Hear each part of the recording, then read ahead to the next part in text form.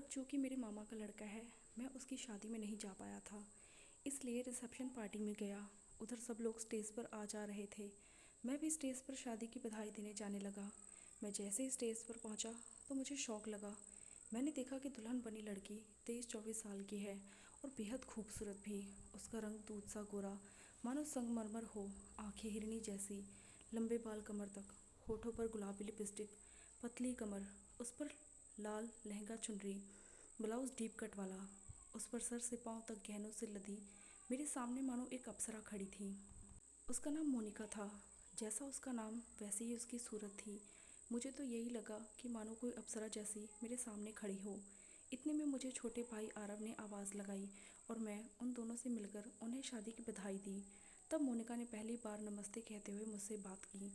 मैंने तो उसी समय मोनिका को अपने दिल में बसा लिया था। मैंने सोचा कि काश मोनिका की शादी मुझसे हुई होती। मैं अपनी किस्मत को कोसता हुआ स्टेज से नीचे उतर आया। लेकिन सारी पार्टी में मेरा ध्यान मोनिका पर ही था, उसकी अदा पर, उसके बात करने के तरीके पर। उस समय 4-5 बार उसकी नज़र मुझसे मिली, पर मैंने नज़रें चुरा ली।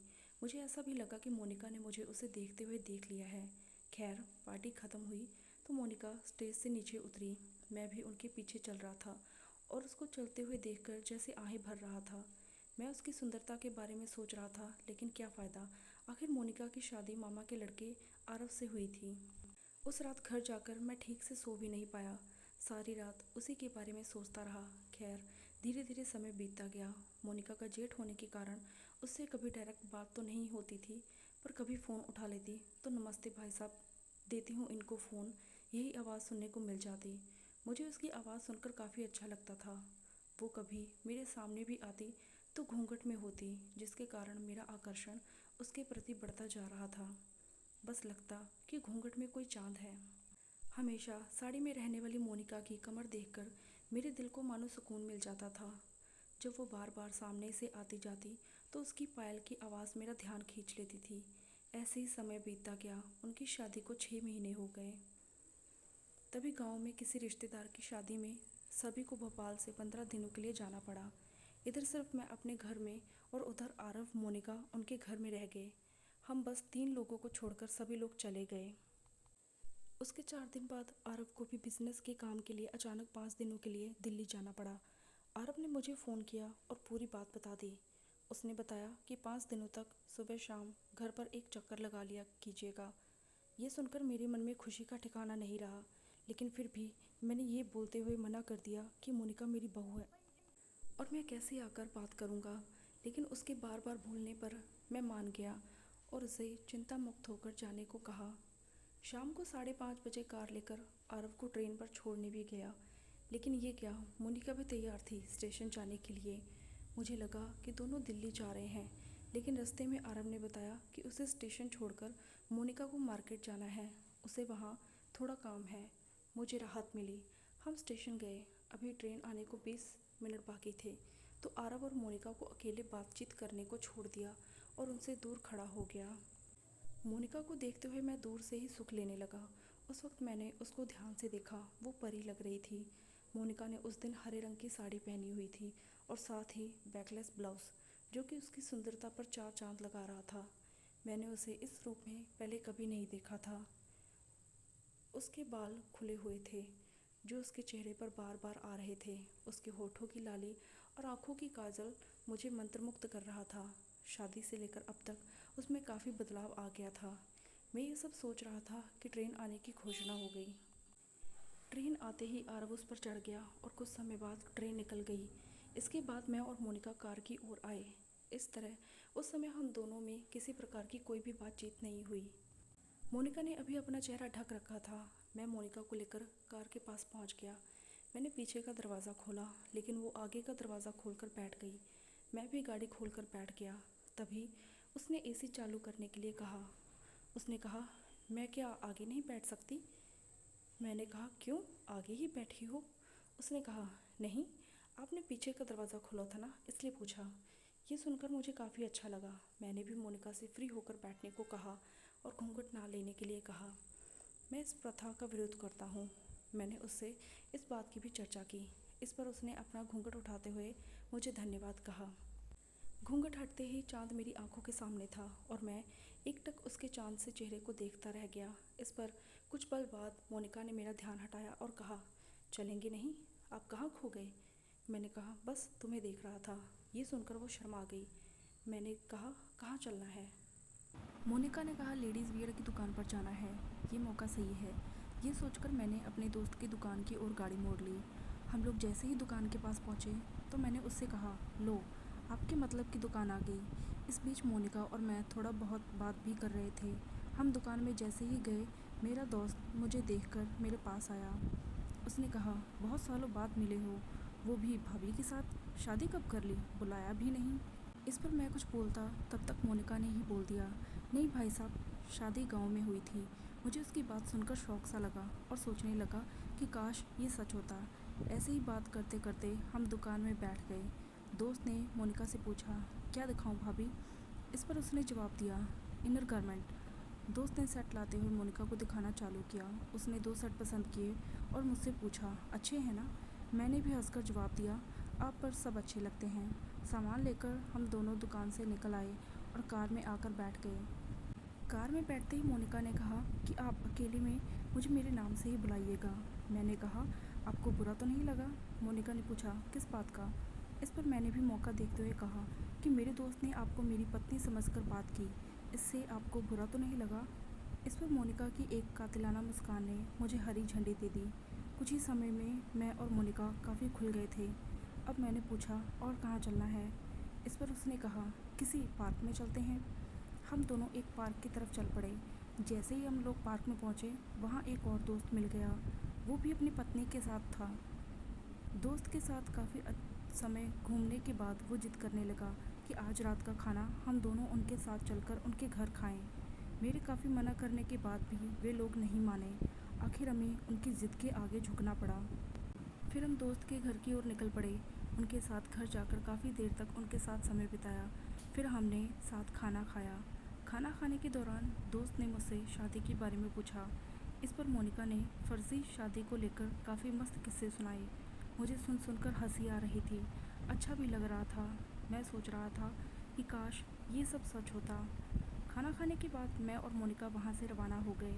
इस बार कार में बैठकर मैंने मोनिका से पूछा, और कहाँ चलना है मैडम? इस पर उसने कहा, एक लॉन्ग ड्राइव पर। इस बार गाड़ी हाईवे की ओर मोड़ दी। हाईवे पर चलते चलते करीबन 10 किलोमीटर आगे चले गए थे। उसके बाद हम लोग अब भी नॉर्मल तरीके से बात कर रहे थे। अचानक मैंने उससे पूछा, आज की शाम आपको कैसी लग रही है? लेकिन इस पर उसने कोई जवाब नहीं दिया। वे शर्मा रही थी और मैं बार बार उसी को देख रहा था। इस पर मोनिका भी नज़र थी।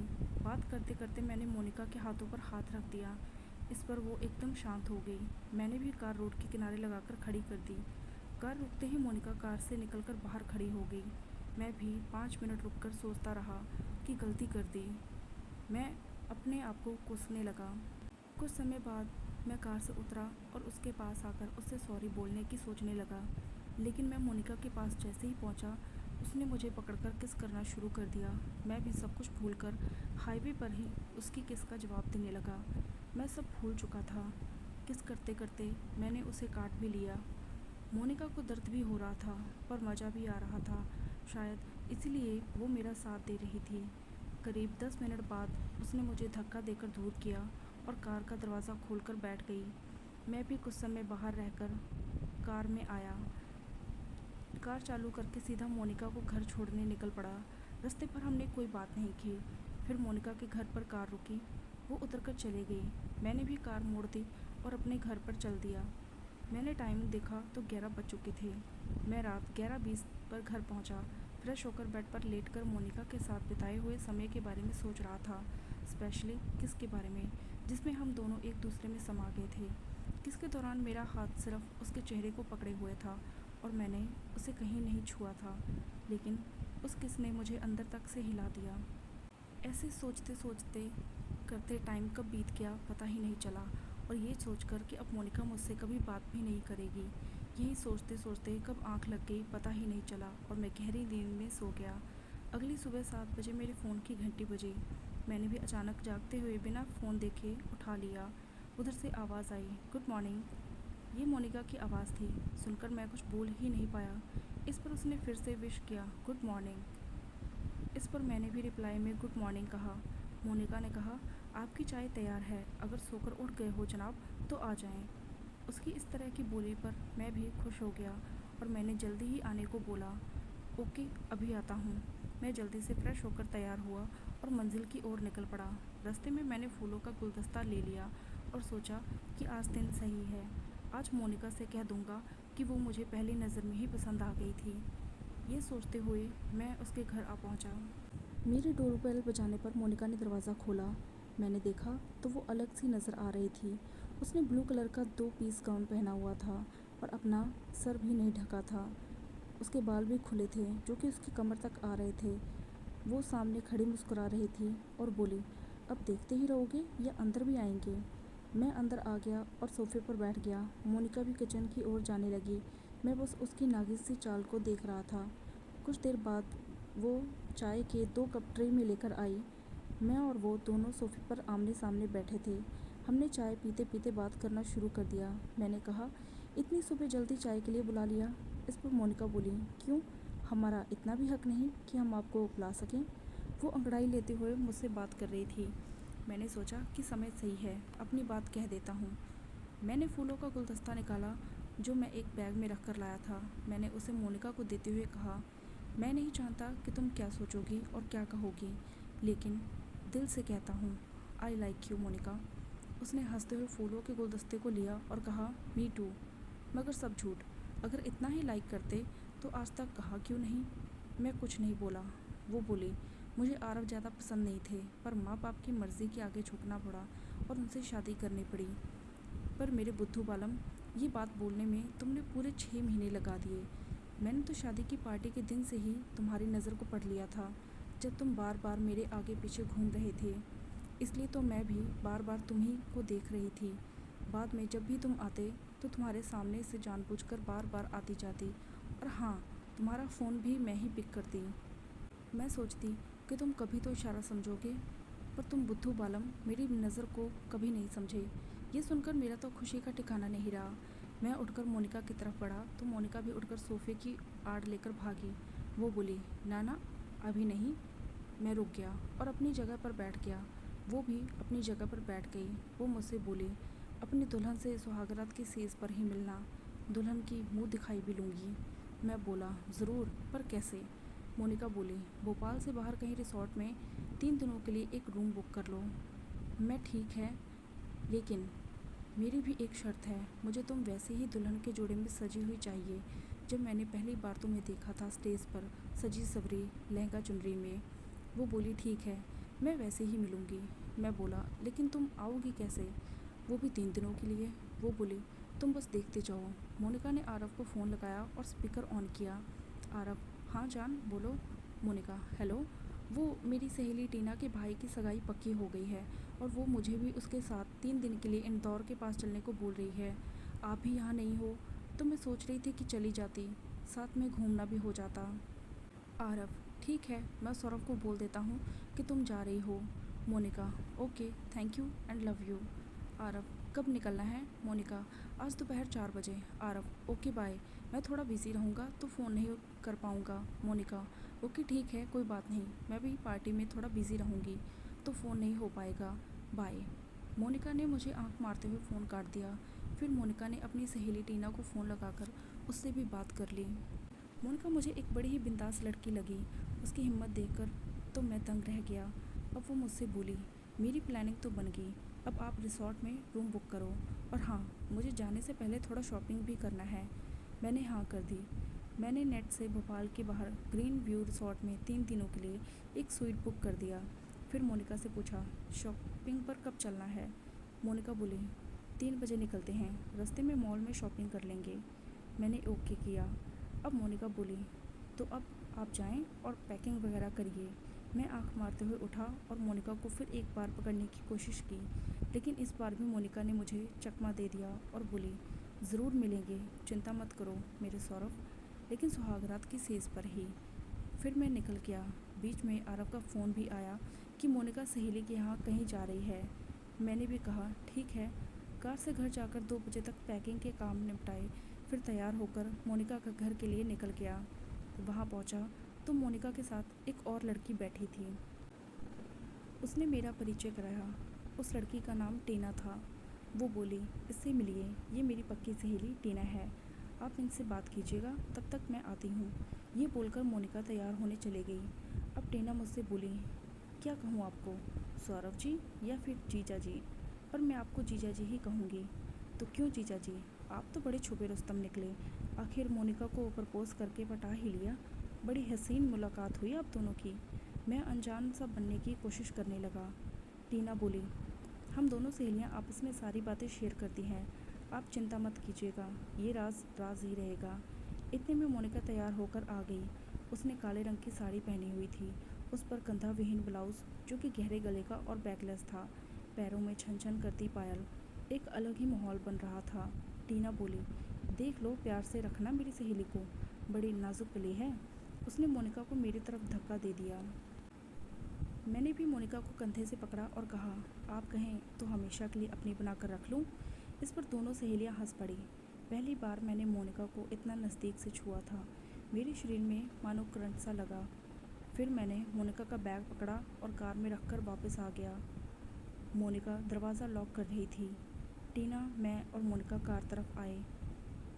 टीना ने अपनी कार निकाली और हम दोनों से बोली, बाय, एंजॉय योर हनीमून। वो आंख मारते हुए निकल गई। हम दोनों के चेहरे पर मुस्कान थी। हम लोग भी कार में बैठकर मॉल की ओर निकल पड़े। तब 4:15 बज चुके थे। मॉल में पहुंचकर मोनिका ने पहले मेरे लिए एक शर्ट और जीन्स पसंद की। फिर हम लेडीज़ कपड़े के सेक्शन की ओर गए। वहाँ मोनिका ने एक शर्ट फ्रॉक गुलाबी रंग की पसंद की, जो काफ़ी सुंदर फ्रॉक थी। फिर उसने एक नाइटी पसंद की, लेकिन दोनों कपड़े अकेले में ट्राई करके आई। वो मुझसे बोली, आपके सामने तो रिसॉर्ट में ट्राई करूँगी। मैं तो सोच रहा था कि 3 दिन जन्नत से कम नहीं रहने वाले हैं। अपने कपड़े खरीदते समय वो मुझसे बार बार पूछ रही थी कि कैसी है। मेरा हर बार एक ही जवाब होता था, मैं एक आंख मारता और वो मुस्कुरा देती। शॉपिंग करने के बाद हम दोनों 6:30 बजे करीब रिसॉर्ट की ओर निकल पड़े। 1 घंटे बाद करीब 7:30 बजे हम दोनों रिसॉर्ट पहुंच गए। हमने चेक इन किया और अपनी स्वीट में आ गए। वहां जाकर हम दोनों फ्रेश हुए। फ्रेश होने के दौरान काफ़ी बार मोनिका के पास जाने की कोशिश की मैंने, लेकिन उसने मुझको अपने पास भी नहीं आने दिया। वो हर बार बोलती रही कि रात तक सब्र करो। फिर हम दोनों खाना खाने के लिए बाहर रिसॉर्ट के रेस्टोरेंट में गए। अभी 8:30 बजे थे। मैंने पहले से स्वीट को फूलों से सजाने के लिए बुक किया हुआ था, तो मैनेजर मेरे पास आया। उसने 1 घंटे के लिए रूम सर्विस की स्वीकृति ली। मैंने हाँ बोल दिया। करीब 10 बजे हमें रूम में जाना था, लेकिन ये बात मैंने मोनिका को नहीं बताई थी। ये बात मुझे मोनिका को सरप्राइज़ देना था। फिर हम दोनों ने रेस्टोरेंट में खाना ऑर्डर किया। जल्दीबाजी न दिखाते हुए हम दोनों ने आराम से खाना खाया। फिर वापस हम 10:15 रात को अपने रूम के लिए निकले। मैंने मोनिका से कहा, आप रूम में चलो, मैं आता हूँ। मोनिका की स्वीट में चले जाने के बाद मैं वापस रेस्टोरेंट में आ गया। इतने में उसका फ़ोन आया। मोनिका, अच्छा, तो ये सरप्राइज़ मेरे लिए छुपा कर रखा था। कुछ भी हो जनाब, बड़े रोमांटिक हो। मैंने कहा, सब तुम्हारे लिए है। कैसा लगा सरप्राइज़? मोनिका, बस अब मैं जब फ़ोन करूँ तो आ जाना। तुम्हारा सरप्राइज़ भी तैयार रहेगा। मुझे तैयार होने में आधा घंटा लगेगा। ओके, रखती हूँ, मुझे तैयार होना है। उसने फ़ोन काट दिया। अब मैं बेसब्री से मोनिका के फ़ोन का इंतज़ार करने लगा। इस बीच मैंने कार में जाकर गोल्डन रिंग उठा ली, जो मैं मोनिका को गिफ्ट देने के लिए लाया था। फिर 11:05 पर मोनिका का फ़ोन आया। वो बोली, come in honey, your doll is waiting for you. मैं भी जल्दी से स्वीट की ओर बढ़ा। मैंने रूम को नॉक किया तो देखा दरवाज़ा खुला था। मैं समझ गया कि उसने मेरे लिए दरवाज़ा खोल रखा है।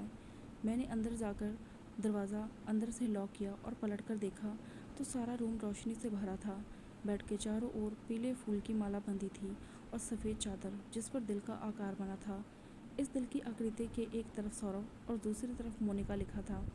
मोनिका दिल के बीच बैठी थी। मोनिका उसी लहंगे चुनरी के जोड़े में थी जो उसने शादी वाले दिन पहन रखा था। हाँ, लेकिन अभी मोनिका ने बड़ा सा घूंघट ले रखा था। सिर्फ उसके हाथों की उंगलियां दिख रही थी। सारा सामान रंगीन था। मैं आगे बढ़ा और बेड के पास पहुंचा। ये बेड गोल शेप में था और काफ़ी बड़ा भी था। अब मैं फूलों की माला को हटाकर बेड पर बैठा और मोनिका की तरफ सरका। वो थोड़ा सिमटी और उसके कंगन की खनक से शांति टूटी। मैं उसके एकदम समीप था। मोनिका उस दिल के आकार के फूल के बीच में लहंगा फैलाए बैठी थी। उसके पैर दोनों घुटनों से मुड़े हुए सामने की तरफ थे और हाथ घुटनों पर रखे थे। इस समय उसका घूंघट कुछ ज़्यादा ही लंबा था। मैंने शुरुआत की और मोनिका के हाथों की उंगलियां पकड़ते हुए कहा, अब तो चांद के दर्शन दे दो। इस पर वो बोली, इस चांद के दर्शन के लिए मुँह दिखाई देनी पड़ेगी। मैंने उसकी उंगली में रिंग डाल दी और कहा, अब तो दे दी मुँह दिखाई, अब तो दीदार करा दो। इस पर वो बोली, मुझे शर्म आती है, खुद ही देख लो। तुरंत मैंने उसका घूंघट उठाया, पर अगले ही क्षण में उसने अपना चेहरा हाथों से ढक लिया। मैंने कहा, अब हमसे क्या शर्माना। उसके हाथों को मैंने उसके चेहरे से हटाया तो देखा कि आज सचमुच चांद मेरे सामने था। मैंने कहा, आज चांद धरती पर उतर आया है। मैंने मोनिका के हाथों को अपनी ओर लेकर चूमा और कहा, आई लव यू मोनिका। इस पर उसने कहा, चलो झूठे कहीं के, अगर इतना ही प्यार था तो आज तक बोला क्यों नहीं, कभी बात करने की कोशिश भी नहीं की। वो तो कल मुझे ही कदम उठाना पड़ा, नहीं तो रह जाती यूं ही। मैंने कहा, बोलता कैसे, तुमने रिश्तों की इतनी बड़ी दीवार जो खड़ी कर दी थी। मोनिका बोली, तो आज तोड़ दो सारी दीवार और हो जाते हैं दो जिस्म एक जान। मैंने मोनिका के सर से चुनरी को पूरी तरह सर के हटा दिया।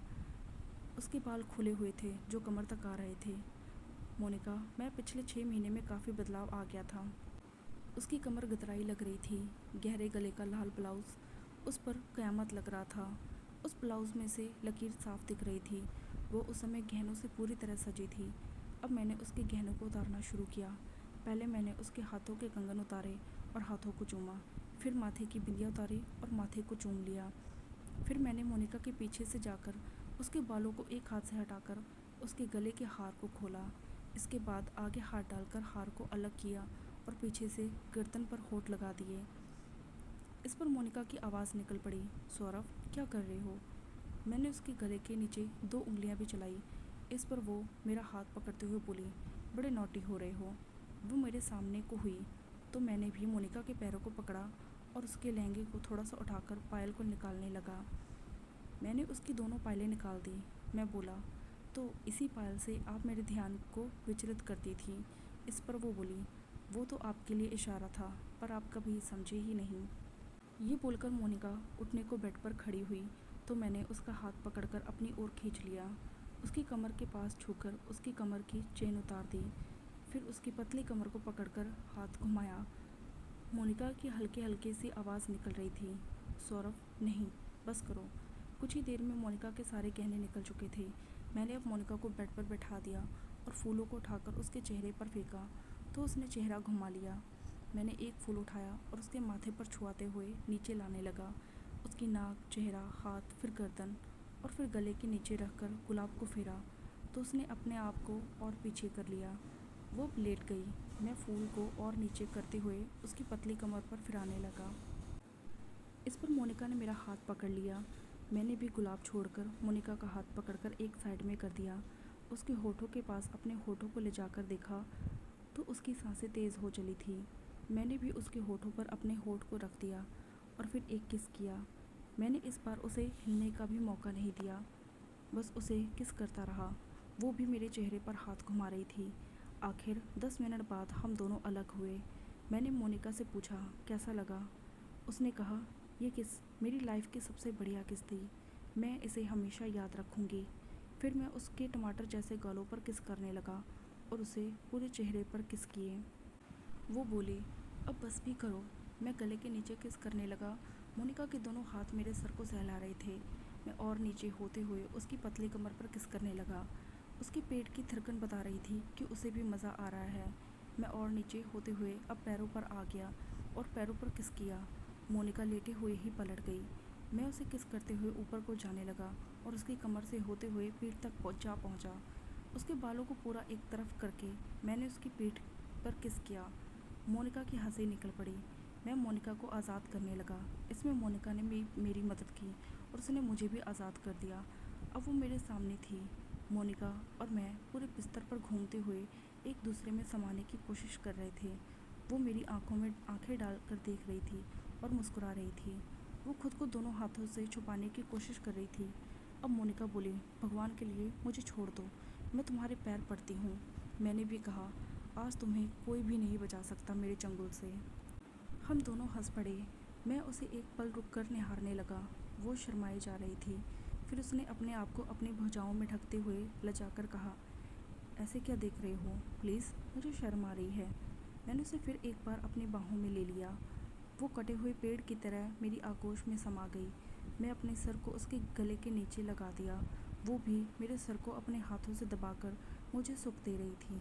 धीरे धीरे मैंने अपने सिर नीचे लगा दिया, जिससे उसकी एक हल्की चीख निकल गई और उसने अपने पैर फैला दिए। शायद उसकी ये कामना थी कि मैं पहले वही काम करूं। लगभग 1 मिनट तक काम किया। उसने एक पल की देरी नहीं की और मेरा काम करने लगी। वो हाथों से भी खेलकर पूरा मज़ा दे रही थी। हम दोनों इसी सुख में एक बार फ्री हो गए थे। इसके बाद हम दोनों लेट गए। फिर उसने उठकर स्वीट के मिनी फ्रिज से एक बोतल निकाली जो शैम्पेन की थी। ये उस रिसॉर्ट की तरफ से रुकने वाले मेहमानों के लिए उपहार होती है, या फिर मोनिका ने रूम सर्विस से मंगवाई थी, मुझे नहीं मालूम था। वो बड़ी कातिलाना अदा से मेरे पास आई। उस बोतल को ओपनर से खोलकर उसको खोला और उसकी पिचकारी को मेरे कंधे पर मार दिया। मैं उस शैम्पेन के रस से भीग गया। फिर उसने अपने होठों से शैम्पेन की बोतल को लगाया और एक लंबा घूंट भर लिया।